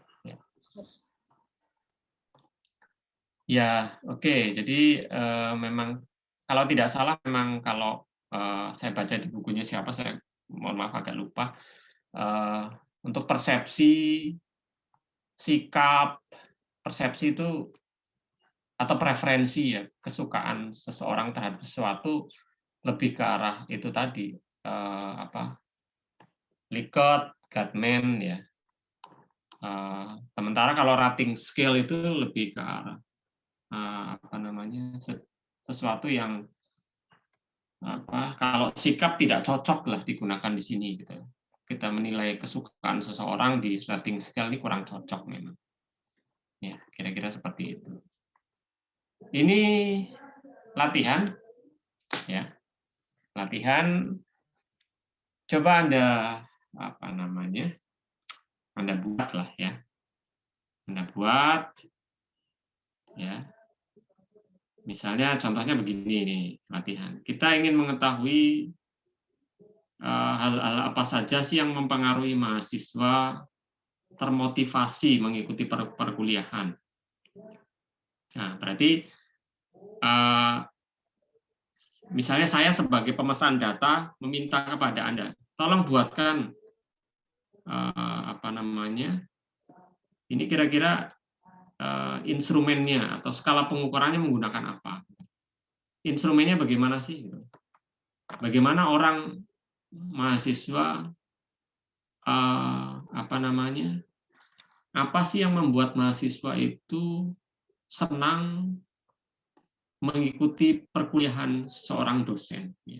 Apa yang dilihat dari dosen tersebut sehingga mahasiswa itu senang mengikutinya? Jadi Anda bisa sebutkan pertama misalnya contoh ya. Apa misalnya? Satu sebutkan. Ada yang bisa menjawab? Yang saya jawab yang apa yang membuat dosen disenangi itu apa yang membuat mahasiswa termotivasi. Oh ya boleh, yang kedua juga boleh. Kan salah satu yang membuat motivasi itu kan misalnya apa dosennya bisa membuat mahasiswanya senang. Misalnya metode pembelajaran dari dosennya itu komunikatif atau kreatif kayak gitu Pak. Ya. Jadi bisa juga dosennya sering memberi uang. Oh, boleh itu Pak. Yang bisa menjawab soal diberi uang seperti sekarang. Iya. Dosennya suka kasih nilai A. Wah, itu bagus ya. Itu benar Pak. Ya, itu pasti akan sangat disukai ya, tanpa syarat malah. Ya, ada beberapa dosen yang memang seperti itu ya. Ya, apa namanya? Dari pertemanan saya beberapa tahun menjadi dosen, memang ya ada juga dosen-dosen yang entah bagaimana beliau bisa memberikan nilai sebelum ujian selesai gitu. Jadi beliau itu perkuliahan masih 2 kali pertemuan gitu, belum ujian gitu. Ujian akhir misalnya. Beliau sudah memberikan nilai kepada mahasiswanya gitu. Wah, tapi memang beliau termasuk yang apa namanya senior ya, mengajar sudah lebih dari 10 tahun gitu. Dengan melihat prosesnya pun beliau akan tahu ada juga yang seperti itu. Jadi itu dari kriteria dosen yang menentukan ya. Tapi ini yang pertanyaan saya adalah kepada kalian ya sebagai klien, sebagai nasabah, sebagai orang yang menerima ilmu ya. Jadi kan akan lebih objektif. Ya, jadi coba kalian membuat indikator ya, indikator. Apa saja sih kalian melihat dari seorang, misalnya tadi salah satu contohnya metode mengajar misalnya. Itu contoh dari Mas Alvin itu. Ya, yang lain apa ya? Silahkan coba tanya pada hatimu, tanya pada dirimu masing-masing ya. Misalnya ini hal-hal apa saja yang menjadi pertimbangan dalam memilih kampus.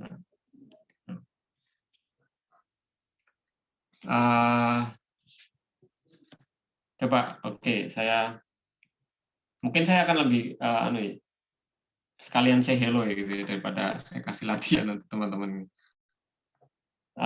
Aditya Hari Setiawan, ada Mas?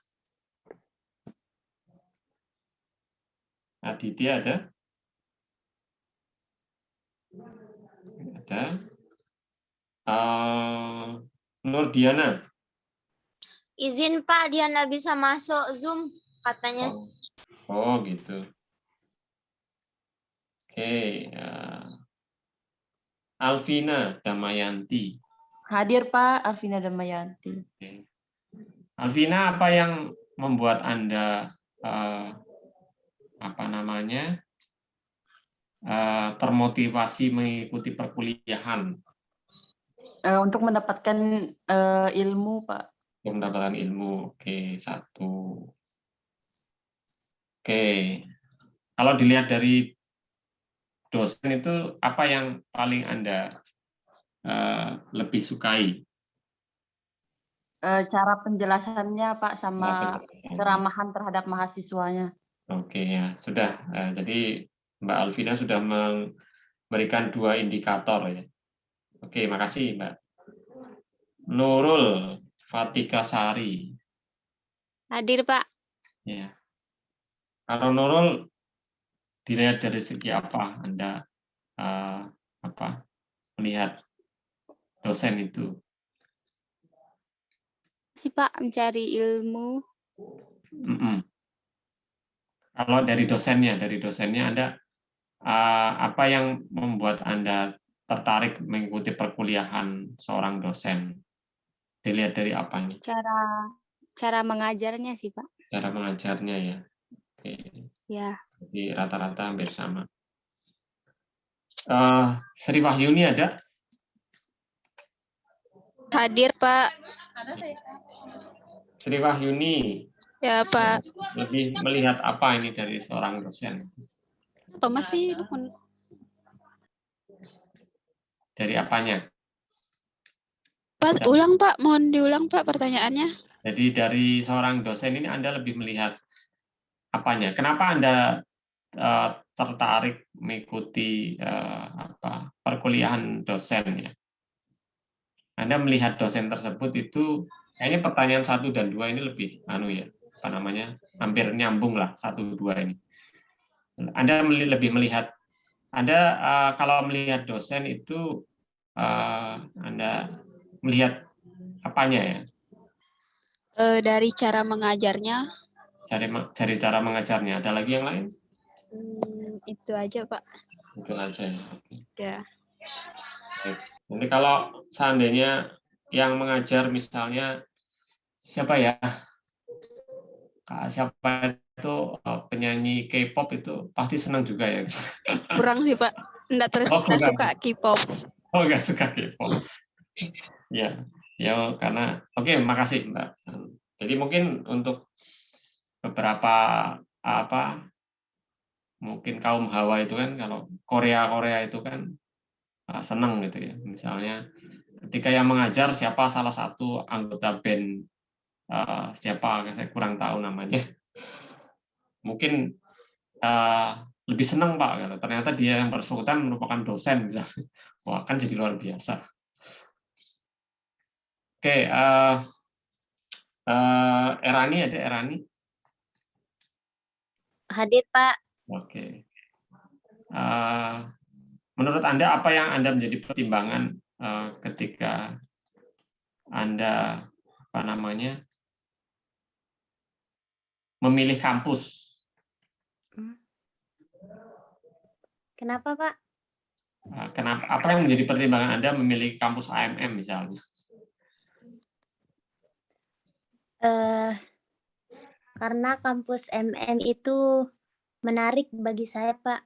Menarik. Dan sesuai jurusan yang saya mau.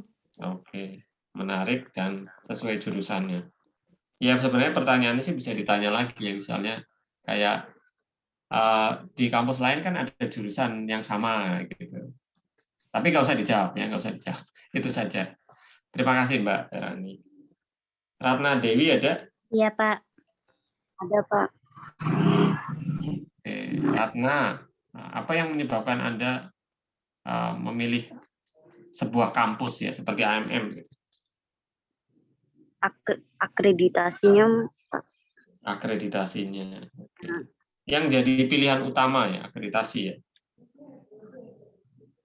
Oke, baik. Ya, makasih Mbak Erani. Ratna, Mbak Ratna. Iya, Pak. Wendy, ada Wendy? Wendy Aprian. Wendy. Ada, Pak. Ya. Iya, Pak. Pertanyaan saya sama ya. Apa yang membuat Iya, Pak. Pertanyaan saya sama ya. Apa yang membuat memilih AMM? Kalau saya sih disuruh sama paman sih, Pak. Ya, oke. Karena paman saya bilang AMM itu bagus. Ekonominya, sekolah ekonominya bagus gitu dibilang. Oke, baik. Ya. Pamannya alumni berarti ya? Pamannya alumni berarti ya? Iya, Pak, alumni AMM. Baik, ya. Kalau dilihat tadi kan dari tadi kaum apa yang laki-laki sekarang. Kalau dilihat kenapa Anda apa yang membuat Anda menyukai seorang dosen? Dilihat dari apanya? Saya Pak bantu jawab lagi sekali mungkin yang jujur nih Pak. Kebanyakan mahasiswa suka dosen yang jarang masuk Pak. Oh gitu ya? Kayaknya setuju nih teman-teman. Jujur Sih, Pak. sekali. Yang jarang ngasih tugas Pak, tapi ilmunya dapat gitu. Oh gitu. Memberatkan tugas gitu maksudnya Pak. Nggak masuk itu malah merugikan Pak. Kita udah bayar malah nggak masuk. Mungkin yang penting tidak pelit nilai. Menambahkan mungkin dosen yang tidak menyulitkan mahasiswanya, Pak. Oh iya. Itu intinya. Ya di situ intinya, Pak. Ya memang. Nah itu tidak menyulitkan itu memang nanti bisa didefinisikan lagi itu. Jadi mungkin menyulitkan itu seperti apa, tidak menyulitkan itu seperti apa. Nah itu. Jadi menurut kalian gimana nih? Oke, sebentar. Stop dulu, jangan dijawab. Misalnya atau yang ngasih pendapat tadi siapa? Mas Siraf ya? Iya, Pak. Contohnya gimana, Mas? Contohnya itu misal seperti kayak ini kan lagi daring nih, Pak. Nah, misal dalam pengumpulan tugas itu agak telat mungkin atau kan bisa saja jaringan dari daerah tertentu kan. Jadi gitu. pengumpulan tugasnya tuh nggak bisa karena jam pengumpulannya tugasnya itu udah lebih gitu. Terus gitu. diberikan penjelasan kayak gimana kayak bodoh amat gitu lah Pak. Oh begitu ya. Jadi Ya, aduh. ya. Baik, saya paham maksud Anda. Ya Pak. Ya. Oke, saya Pengalaman lihat ya. pribadi kayak itu Pak. Gimana? Pengalaman pribadi Pak. Apa Mas? Maaf. Pengalaman pribadi. Pengalaman pribadi ya. Ya saya mau bilang kayak gitu ya. Kelihatannya seperti itu. Yang lain misalnya siapa yang menurut Anda menyulitkan itu gimana? Definisi menyulitkan ini. Ini perlu dieksplorasi lagi nih karena walau bagaimanapun kan saya juga dosen juga gitu ya. Yang berusaha ingin tetap apa ya? Ya memang ketika kita disukai oleh mahasiswa menyampaikan sesuatu lebih menyenangkan sih kalau menurut saya gitu ya. Jadi saya pun juga punya motivasi tersendiri ketika saya bagaimana caranya saya juga disukai mahasiswa, lebih ke arah ke situ juga. Masalah kemudian ada yang tidak suka ya itu haknya juga gitu. Nggak bisa kita meminta 100% orang suka pada kita juga tidak bisa. Nah, definisi kalian ini yang menyulitkan dan tidak menyulitkan itu kira-kira gimana? Tadi Asiraf kan sudah dalam pengumpulan tugas misalnya. Kalau yang lain misalnya siapa? Mbak Naimah ada? Ada Pak. Apa menurut Anda, Mbak? Menyulitkan itu, Mbak? Dan tidak menyulitkan. Sekarang kan kita kuliah online. Ada dosen yang nggak ngerti kalau kita tuh jaringannya nggak stabil gitu, Pak. Oke. Jadi maksudnya tidak mau tahu permasalahan kita sebagai mahasiswa gitu ya? Iya, Pak. Iya, benar, Pak. Oke. Ada ya sebentar yang lain ya? Siapa misalnya? Baik Nurafiza, makasih Mbak Naima. Baik Nurafiza ada? Sambil saya absen soalnya. Indah Puspitasari. Iya, Pak. Saya. Oke. Apa contohnya Mbak Indah? Menyulitkan dan tidak menyulitkan mahasiswa. Kalau sama Pak, pas jaringan susah itu enggak diberi toleransi. Oh, begitu. Tapi ada juga dosen yang memberi toleransi. Oke, baik. Sama pas paket habis itu juga. Paket habis. Kuota ya. Ya. Kalau kuota habis maksudnya kenapa ini? Ya. Maksudnya maksud saya pas begini. kuota habis kan kita kasih tahu nih. Tapi tetap tidak mau tahu gitu. Kita kasih tahu kan. Iya, kalau kuota kita habis, tapi dosennya bilang gini, kan saya sudah bilang kalau sebelum masuk itu harus menyiapkan kuota dulu. Kan daerah kita jauh nih Pak dari perkotaan. Nah, jadi harus pergi dulu ke tempat yang jauh. Tapi dosennya gitu. Nah. Baik. Ya, oke, baik. Terima kasih. Saya coba nyalain anunya karena materinya sudah. Ya, Pak. Baik. Terima kasih. Sekarang Gina ada Gina Maharani. Hadir, Pak. Oh, ya. Bagaimana pengalaman Anda? Ya, mungkin misalkan ada tugas tapi diharuskan penelitian, tapi dalam kondisi kayak gini tidak dimungkinkan. Gitu, Pak. Baik. Terima kasih. Iya, Pak. Isra ada? Isra Mahendra.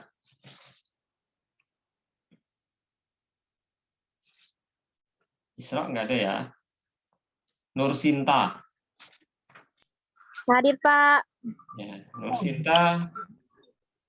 Apa contoh yang bisa Anda berikan atau sama dengan temannya? Iya, sama. Gimana? Iya, Pak, sama. Jatuh Tuhan juga sama, Pak. Oh ya, oke. Raihan Nurbayani, ada? Hadir, Pak. Ya. Bagaimana? Ada contoh lain, Mbak Raihan? Sama Pak, soalnya kan sama dosennya. Oh iya. Kayaknya memang Mbak Raihan selama ini sinyalnya ya kayaknya ya. Lokasi di mana, Mbak? Sekarang lagi di kos, Pak. Di Mataram. Kemarin di rumah. Ya. Oh iya. Kelihatannya dari catatan saya memang Anda kadang sinyal ya. Iya, Pak. Di mana lokasi asalnya? Rumah? Di Senaru, Pak. Senaru di Lotim ya? Enggak, Lombok Utara. Lombok Utara. Oh, Lombok Utara. Maaf. Saya Lombok Utara. Iya. Oke, baik. Sri Wulandari ada? Hadir, Pak. Ya. Oke. Ada pengalaman lain yang mau sampaikan? Sama kayaknya, Pak, masalah.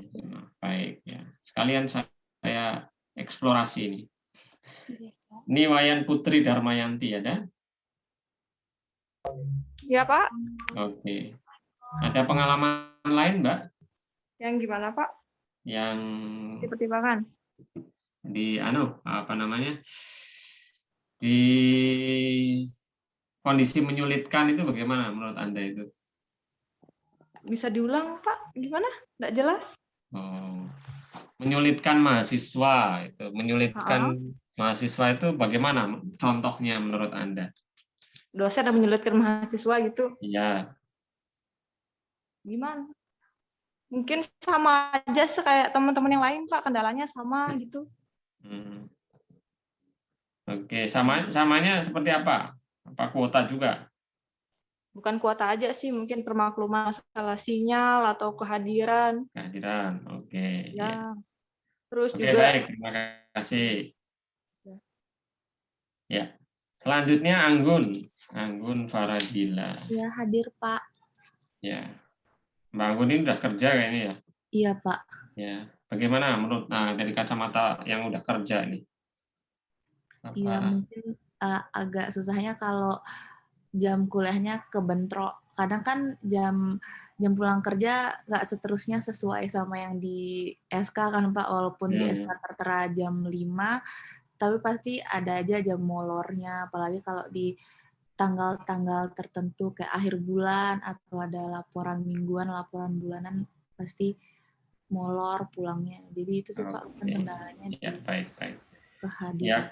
Kalau yang menarik dari yang orang kerja nih, kalau Anda melihat kategori dosen yang menarik atau kita termotivasi mengikuti perkuliahan itu dilihat dari apanya, Mbak? Dilihat dari kemudahan berkomunikasinya sih, Pak, sama kalau dosennya tuh lebih ngertiin, lebih ngasih toleransi ke yang udah kerja, maksudnya bisa ngertiin ada saat-saat tertentunya kayak telat join Zoom mungkin, atau bisa join cuman nggak begitu aktif waktu di Zoom-nya karena masih di kantor atau gimana. Oke, ya baik. Oke, makasih Mbak Anggun. Ya Pak, sama-sama. Siti Sarah. Siti Sarah ada? Nggak ada ya. Adam? Hadir dia Pak, cuman tadi baterainya dia habis katanya di grup. Siapa? Siti Sarah. Oh, Siti Sarah. Tadi online? Ya, dia habis. Iya, dia habis baterainya Pak. Oh, udah dia ngomong. Ya, baik. Adam, gimana Adam? Ada yang mau sampaikan? Ya, kurang lebih sama sih Pak. Sama, oke. Masalah toleransi. Toleransi beragama ya. Mungkin kalau untuk yang sudah kerja, tugas juga kayaknya Pak. Biasanya kan ada dosen yang setiap selesai pertemuan itu ada tugas. Jadi itu lumayan menyulitkan buat kita yang sudah kerja. Baik. Kita harus ngebagi-bagi waktu. Tapi kalau sesekali ini nggak jadi masalah. Tapi kalau setiap selesai kuliah ada tugas lagi. Ada tugas itu sangat lumayan Pak, lumayan sangat ini. Nanti statement saya di akhir ya. Statement saya di akhir. Oke. Terima kasih masukannya Mas Sherin. Siap. Hairuman Farizi ada? Hadir, Pak. Oke. Ada yang berbeda dari statement teman-temannya atau sama? Sama, Pak. Sama, oke. Saya mudah dihubungi saat dengan skripsi gitu, Pak. gimana? Jangan kita SMS sekarang atau hubungi sekarang, dibalasnya minggu depan. Gitu. Oh, gitu. Ya, ya. Ya, begitulah. Baik-baik. Ada ini. Oh, itu Mbak Tania. Mbak Tia ya. Baik, uswatun hasanah ada? Hadir, Pak. Nggih, Pak. Ya. Ada yang berbeda dari teman-temannya atau sama?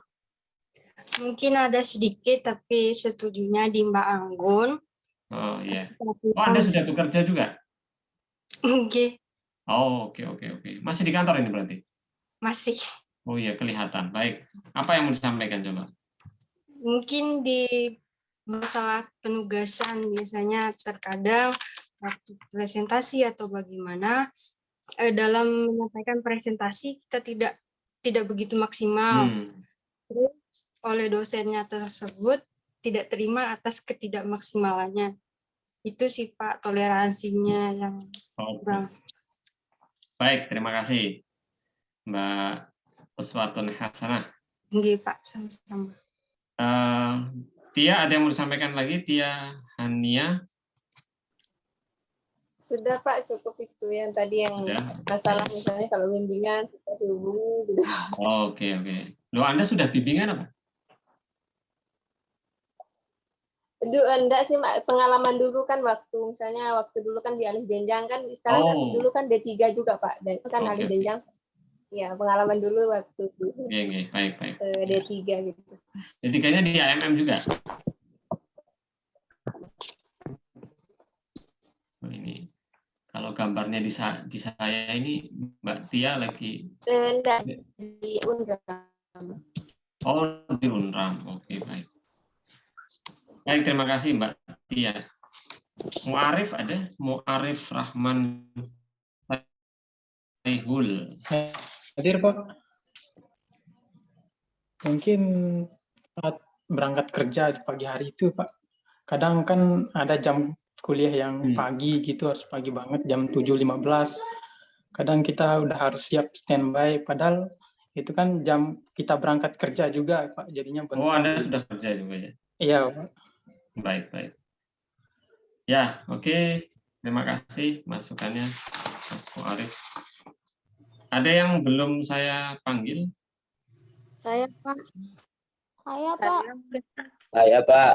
Saya Pak. Oh, oke. Yang pertama Iin. Iin, ada yang mau disampaikan? Sama aja Pak, ke teman-teman juga.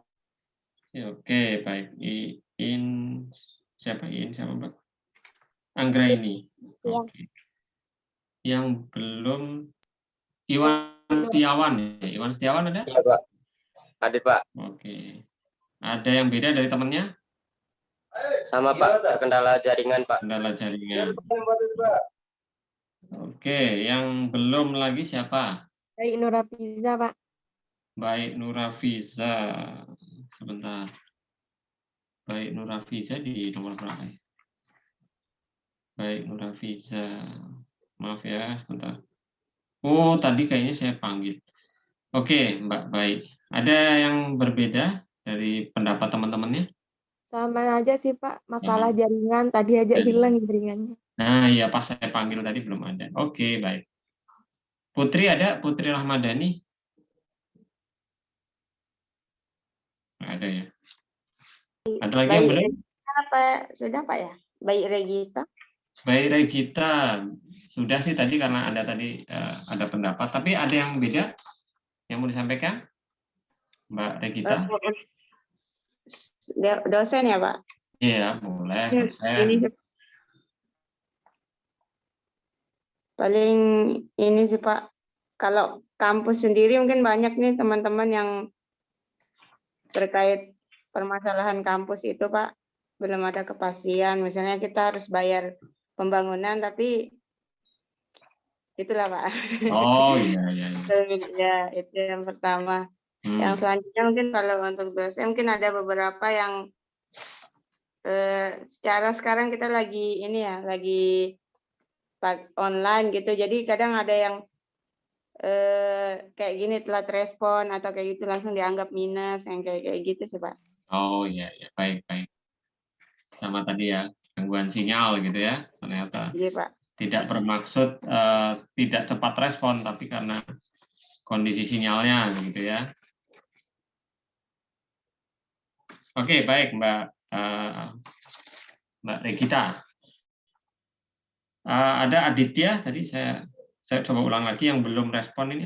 Aditya Hari Setiawan, Putri Rahmadani, Muhammad Isro Mahendra. Ya, 3 itu. Belum ada ya, benar ya? Oke, ya semacam ini ya. Statement saya dari pernyataan Anda tadi, ya saya akan, kalau ini sebuah pernyataan dalam skala tadi Likert ya, saya akan memberikan statement yang positif ya. Saya tidak akan memberikan tendensi apapun ya. Artinya saya yakin setiap dosen punya tujuan masing-masing dan saya yakin sekali tujuannya itu positif ya. Itu aja. Jadi tujuannya positif. Jadi mari kita sikapi dengan yang positif saja. Kalau ada yang tidak berkenan, mungkin itu bagian dari ujian kita. Ya, bagian dari ujian yang harus kita lewati, teman-teman ya. Jadi karena namanya ujian itu ya mau nggak mau harus ikut gitu kan. Kalau mau dapat nilai ya harus ikut ujian gitu. Jadi seperti itu. Jadi gitu ya. Berkaitan dengan apa sih yang menyebabkan Anda termotivasi mengikuti perkuliahan? Ada jawaban menarik dari anak saya. Anak saya itu kelas 1 SMA, Madrasah Aliyah Mandua di Mataram. Sama dengan ayahnya, dia tidak begitu suka matematika. Tapi justru ketika mata pelajaran matematika dia harus datang katanya. Harus online gitu kan. Ada atau tidak ada kuota, dia minta ayahnya gitu. Loh, kamu kok katanya kamu rajin sekali matematika, hebat dong matematikanya ya. Oh tidak ya, gitu. Justru saya enggak bisa gitu loh. Tapi kalau saya nggak ikut mata pelajarannya sekali, saya lebih jauh nggak bisa. Gitu. Jadi kayak gitu. Jadi dia termotivasi mengikuti mata pelajaran seorang guru karena ketidakbisaannya gitu loh. Jadi bukan karena hal yang lain dia suka atau enggak gitu. Nah, menurut saya ini menarik ya, menarik. Jadi tapi itu sekali lagi itu sikap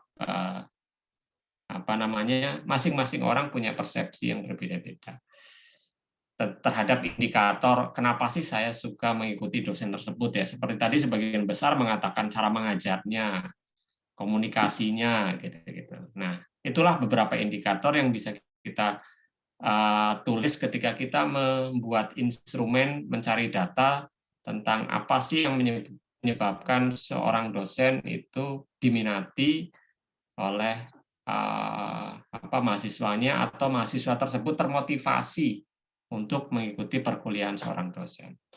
Ya, itu hanya sebuah contoh ya dalam membuat sebuah instrumen ya. Oke, teman-teman, saya pikir itu dari saya. Jika ada pertanyaan lain dipersilahkan.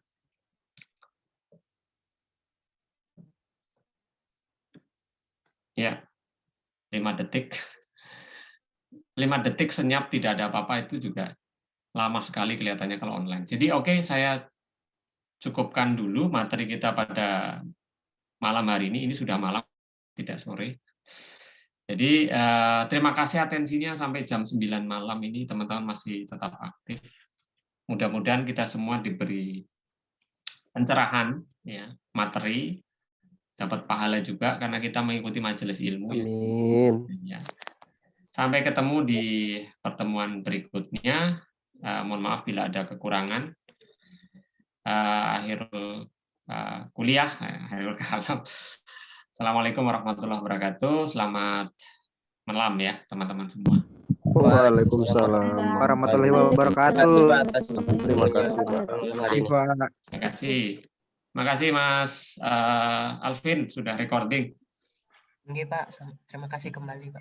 Silakan untuk live terlebih dahulu.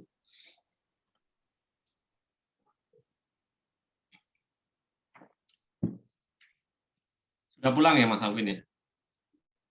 Ini sudah Pak. Oh, kok kelihatannya di ruang kuliah aja itu? Emang backgroundnya diganti. Emang backgroundnya iya. Iya. Itu berarti Anda punya dinding hijau gitu? Biru sih juga sebenarnya dindingnya Pak. Coba sebentar saya ganti. Oh, saya kesulitan mencari. Oh, sebenarnya bisa ya? Iya.